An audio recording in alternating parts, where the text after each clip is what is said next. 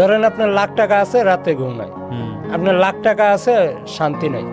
লাখ টাকা আছে, খাওয়ায় মন নাই, কোনো কিছুই ভালো লাগে না, এই টাকার দামও নাই।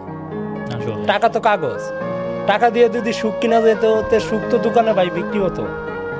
সম্মান, ইজ্জত, ভালোবাসা এগুলি কখনো টাকা দিয়ে কিনা যায় না, এগুলি টাকা দিয়ে মাপা যায় না।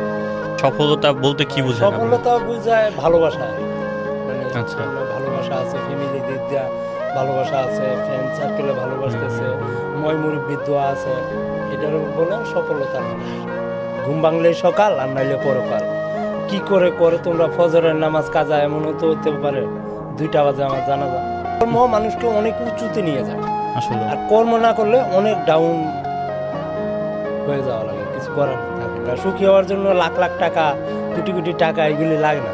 পকেটে 500 টাকা আর মন ভরা বিশ্বাস।